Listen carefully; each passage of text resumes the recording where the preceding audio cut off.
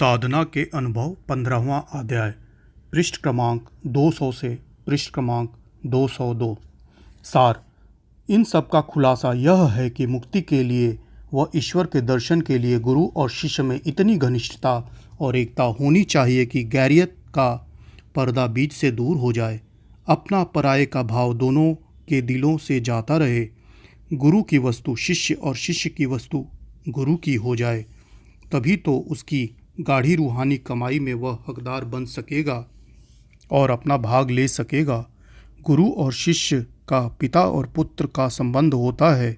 दोनों ही मिले जुले सारी संपत्ति के मालिक होते हैं। पुत्र की आवश्यकता के समय पिता बेखटक देता है और पिता जरूरत होने पर पुत्र से निसंकोच लेता है। ऐसा ही भाव गुरु और शिष्य में होना चाहिए। यह प्रेम संबंध है। हम लोगों का अपने गुरु महाराज के प्रति ऐसा ही व्यवहार रहा था। वह अपनी चीज़ों के और हम लोगों की सारी चीज़ों के मालिक थे। हम सबका तन मन धन परिवार उनका ही था। वहाँ उन्हीं की आज्ञा से सारा प्रबंध होता था। बिना भेदभाव के रुपए का भी अदल बदल चलता रहता था। उन्हें ज़रूरत हुई हम लोगों के पास से मांग लिया, जहाँ ज़रूरत देखी अपने पास से भेज दिया। उस वक्त अगर उनके पास नहीं होता तो किसी दूसरे भाई को लिख दिया और वहाँ से भिजवा दिया। इस तरह हम सब एक ही सूत्र में बंधे हुए थे। एक ही पिता की संतान अपने को समझते थे।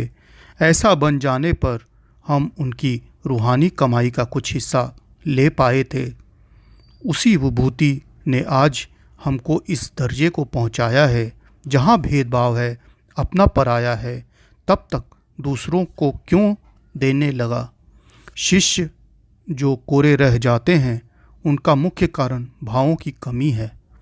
उन्होंने अपने को गुरु समर्पण नहीं कर पाया। परिश्रम से भी लोगों को अवश्य मिलता होगा, परंतु हमारा तो यही अनुभव है कि सब गुरु की देन है। उनके अंदर जब किसी के लिए दया उमड़ती है तो क्षण भर में योग्य बना देते हैं और क्षण भर में सब कुछ दे डालते हैं। ऐसे समय पर पात्र कुपात्र, अधिकारी व अनाधिकारी कुछ नहीं देखा जाता। जैसा जी चाहा झट बना डाला। अच्छे को बुरा और बुरे को अच्छा बनाना उन लोगों के लिए एक निगाह का काम होता है। सैकड़ों मिसालें उसकी तुम्हें इतिहास के पत्रों में मिलेंगी। हम खुद, हमारे कई साथी इनकी जिंदा मिसाल तुम्हारे सम्मुख मौजूद हैं। बुरे से बुरा कौन अवगुण है जो हमारे अंदर नहीं था, पर उस प्रेम भरी दृष्टि ने एक दिन में ही हमारे जीवन बदल डाले। सब कुछ भुला के अपना रंग चढ़ा दिया और ऐसा गहरा चढ़ा दिया कि अब तक छुटाए नहीं छूटता। देखने वाले आश्चर्य में डूब रहे हैं। न तप किया, न जप किया, न कोई क्रिया और कर्म किया, न लांगोटी लगाई, न बन के गए, न घर गृहस्थी का कोई व्यवहार छोड़ा। जैसे तब थे वैसे ही अब हैं, पर गुरु की दी हुई एक ऐसी वस्तु हमारे पास अवश्य है कि जिसके लिए बड़े बड़े तपस्वी भी तरसते हैं। यह केवल गुरु कृपा से हुआ है और यह कृपा केवल एकत्व भाव से ही मिली है, ऐसा हमारा ख्याल है। इसलिए हम कहा करते हैं कि जैसे भी बनने, गुरु को अपना बना लेना ही पार होने की कुंजी है और सब क्रिया कर्म साधन और भजन थोथे ही हैं। कुछ ऊंचा वह जरूर ले जाते हैं, पर अंत में गुरु सहायता ही पहुंचाती है।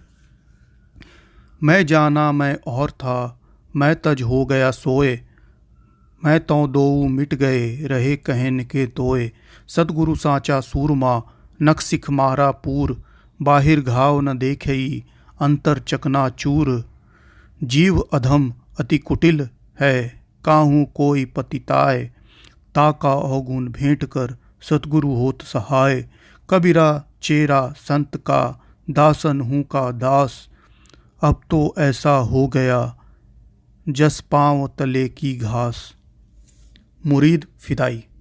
जो शिष्य गुरु प्रेम में इतने मतवाले हो जाते हैं कि जिन्हें अपने आप की सुध नहीं रहती, उन्हें सूफी मुरीद फिदाई कहा करते हैं। इनका दर्जा सबसे ऊंचा होता है। ऐसों को किसी साधन या क्रिया करने की आवश्यकता नहीं पड़ती, केवल वह प्रेमाग्नि ही है उनके सारे विकारों को भस्म करके उन्हें शुद्ध और निर्मल बना देती है और जिस स्थान पर उनका गुरु होता है वहाँ तक पहुँचा देती है। ऐसे लोग अपने सर्वस्व गुरु पर कुर्बान करने को तैयार रहते हैं और पतंगे बनकर उसी के आसपास मंडराते रहते हैं। बिना गुरु के उन्हें चैन नहीं मिलता, लेकिन ऐसे आशिक मिजाज शिष्य हजारों में एक दो ही होते हैं। देखने में आया है कि शिष्यों में एक बड़ी तादाद तो उन लोगों की होती है जो इहलोक व परलोक की लालसाओं को लेकर आते हैं और अपना मतलब गांठने के लिए गुरु की आवाभगत करते हैं। गुरु से न तो कोई स्नेह उनका होता है, न एकत्व भाव उनके अंदर आता है। तन या धन से जो सेवा उनकी करते हैं उसमें भी उनका अर्थ छिपा रहता है। यह सबसे नीचे दर्जे के माने जाते हैं।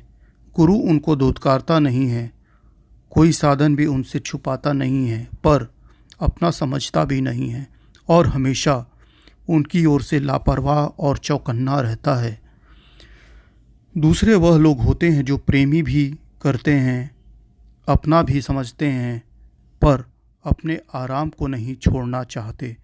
जो वस्तुएं इनकी आवश्यकताओं को पूरी करने वाली हैं, गुरु के लिए उनका त्याग नहीं हो सकता। हाँ, फाजिल चीज़ जो अपनी ज़रूरतों को पूरी करने से बची हो, उसे गुरु के भेंट चढ़ा देते हैं और दिल के ख्याल बांध लेते हैं कि हमने कोई बहुत बड़ा काम कर डाला है, अब तो गुरु हमारे ही हो गए। ऐसे शिष्य दूसरी श्रेणी में आते हैं। तीसरे वह होते हैं जो अपनी ज़रूरतों के साथ साथ गुरु की ज़रूरतों को भी ध्यान रखते हैं। जितनी आराम की उन्हें अपने लिए तलाश रहती है, उतना ही गुरु को पहुंचाना चाहते हैं, पर अपना कोई नुकसान या कष्ट भी इसके साथ नहीं देखना चाहते और औरों से कुछ अच्छे होते हैं। इनमें एकत्व भाव का उदय तो हो चला है, मगर थोड़ी कसर बाकी है। ऐसा उन लोगों के लिए माना जाता है। चौथी तादाद ऐसी होती है जो अपने सुख दुख और हानि लाभ की परवाह न करते हुए गुरु सेवा को अपने लिए मुख्य बना लेते हैं। यह ऐसे शिष्य प्रेमी भक्त कहलाते हैं और सबसे श्रेष्ठ माने जाते हैं। जैसे पिता अपने पुत्र का शारीरिक या आर्थिक कष्ट नहीं सहन कर सकता और उनके दूर करने का भरसक उद्योग करता है, उसे सुख पहुंचाने का हरदम लालायित रहता है और अपने आराम के लिए सर्वस्व निछावर करने को तैयार रहता है, वैसा ही दिल इनका गुरु के प्रति बन जाता है। गुरु का कष्ट दूर करने के लिए वह अपने कष्टों में डाल सकते हैं, अपनी गाढ़ी कमाई उसके लिए कुर्बान कर सकते हैं, सहमत न होने पर अपने घर वालों को छोड़ सकते हैं, अपने मित्रों और कुटुंबियों का त्याग कर सकते हैं, पर गुरु से नाता नहीं तोड़ सकते। ऐसों की ही तो के लिए गुरु की सारी विद्या और सारी आत्म कमाई होती है। यही वास्तव में शिष्य कहलाने के अधिकारी हैं। ऐसे लोग मुक्ति से वंचित नहीं रह सकते। अगर उनकी अपनी साधन में कोई कमी रह जाती है तो गुरु अपने कर्म का फल उन्हें अर्पण कर उसे मुक्त करता है और निज धाम तक पहुंचाता है, क्योंकि प्रेम के कारण गुरु से भी उनका दुख नहीं सहन होता और जहाँ तक उनकी ताकत काम कर सकती है, यहाँ तक सभी कुछ उनको अर्पण कर डालता है और सुख व शांति लोक में उसे पहुँचा के संतुष्ट होता है।